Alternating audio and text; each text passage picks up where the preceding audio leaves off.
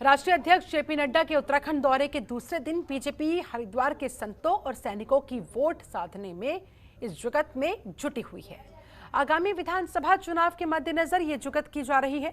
इसी क्रम में शनिवार को जेपी नड्डा ने बीजेपी कोर ग्रुप की बैठक में वो शामिल हुए थे। बैठक बुलाई गई थी, जिस बैठक में आगामी विधानसभा चुनाव को लेकर मंथन किया गया था, जिसके बाद जेपी नड्डा ने हरिद्वार में साधु संतों का स्वागत किया, अभिनंदन किया। आपको बता दें, सभी 13 अखाड़ों के साधु संतों के साथ हरिद्वार के कई आश्रमों के साधु संत मौके पर मौजूद रहे। इससे पहले बीजेपी राष्ट्रीय अध्यक्ष जेपी नड्डा रायवाला में पूर्व सैनिकों के सम्मेलन कार्यक्रम में भी सम्मिलित हुए।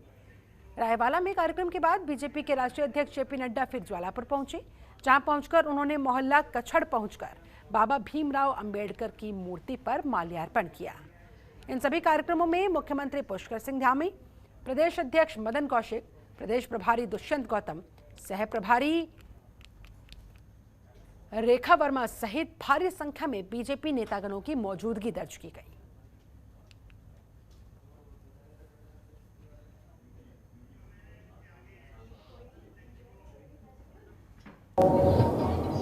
हम जानते हैं कि मोदी जी के नेतृत्व में आर्म्ड फोर्सेस में एक विशेष विश्वास जगा है, और कहने के लिए नहीं कह रहा हूं। लोगों ने चर्चाएं बहुत की आर्मी के बारे में, लोगों ने बहुत कुछ कहा, लेकिन आर्म्ड फोर्सेस के मोराल को, उनके जोश को, उनके साथ खड़े होने का संदेश अगर दिया है तो भारत के यशस्वी प्रधानमंत्री नरेंद्र मोदी जी ने दिया है। इस बात को भी हम आज मोदी जी के नेतृत्व में देश सुरक्षित है, मजबूत है और तीव्र गति से बढ़ने के लिए आतुर है। ये सुरक्षा, ये मजबूती, ये प्रदान करने का जो नेतृत्व ने दिया है, तो बराबर में खड़े होकर के भारत की फौज ने भी उसी तरीके से जवाब दिया है, उसी तरीके से साथ खड़े होकर के जवाब दिया है। ये भी हमको समझना चाहिए। मैं आंकड़ों के साथ बताना चाहता हूं, 2011-12 में भारत का डिफेंस बजट 1,47,000 करोड़ रुपए था। 1,47,000 करोड़ रुपए। आज 2020-21 में भारत का डिफेंस बजट 4,78,000 करोड़ है। ये हमको समझना चाहिए। आप सबको मालूम है पहले ले जाने का अर्थ क्या होता था, ले की पोस्टिंग का अर्थ क्या होता था।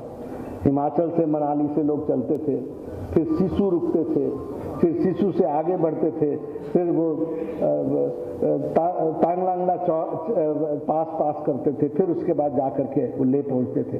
3-3, 4-4 दिन लगते थे। कभी उसके बारे में किसी ने नहीं सोचा।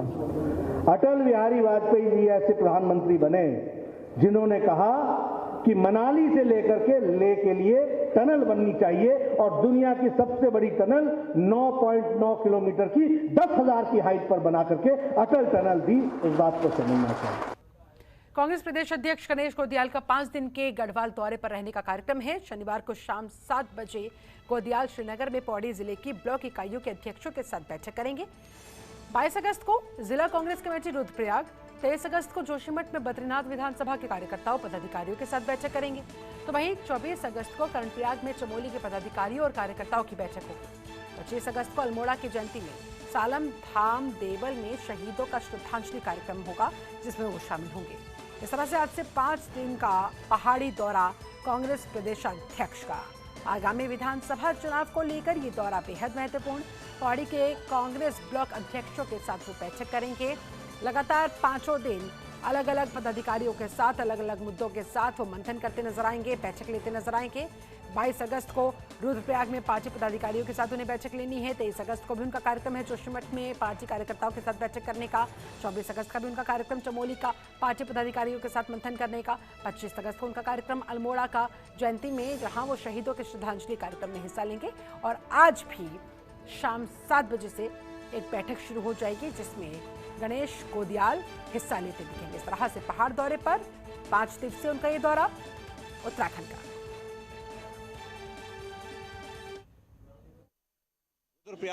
चमोली और अल्मोड़ा के कुछ एक भागों में मेरा अभी दौरा है, और मैं वहाँ कार्यकर्ताओं से बात करूँगा, और वहाँ आम हमारे भाई बहनों से बात करूँगा, उनकी इच्छाएं जानूंगा, उनके इस सरकार ने क्या उनके काम किए उससे अवगत होऊंगा, क्या नहीं किए उससे अवगत होऊंगा, राजनीतिक स्थिति के बारे में अवगत होऊंगा। इसी मकसद से मेरा ये दौरा। कब से कब तक रहेगा? मेरा ये आज से अभी 2 बजे के बाद मैं निकल रहा हूँ और ये 25 तारीख शाम तक रहेगा।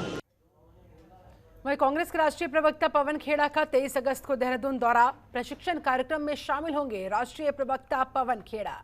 जहां प्रशिक्षण कार्यक्रम में प्रदेश के वरिष्ठ प्रवक्ता भी शामिल होने पहुंचेंगे। बीजापुर गेस्ट हाउस सभागार में ये पूरा प्रशिक्षण कार्यक्रम रखा गया है, जहां इस कार्यक्रम का आयोजन होगा बीजापुर गेस्ट हाउस सभागार में। इस कार्यक्रम में कांग्रेस के राष्ट्रीय प्रवक्ता पवन खेड़ा भी शामिल होने पहुंचे। इसके अलावा प्रदेश के वरिष्ठ प्रवक्ता भी इस कार्यक्रम में उपस्थित होंगे। बीजापुर गेस्ट हाउस सभागार जो वेन्यू डिसाइड किया गया, जहां पर ये प्रशिक्षण कार्यक्रम रखा गया है। 23 अगस्त का ये देहरादून का दौरा रहेगा पवन खेड़ा का। कांग्रेस के राष्ट्रीय प्रवक्ता के पद पर हैं वो। प्रशिक्षण कार्यक्रम में वो शामिल होंगे। प्रशिक्षण कार्यक्रम में प्रदेश के कई वरिष्ठ प्रवक्ता भी उपस्थित होते दिखेंगे।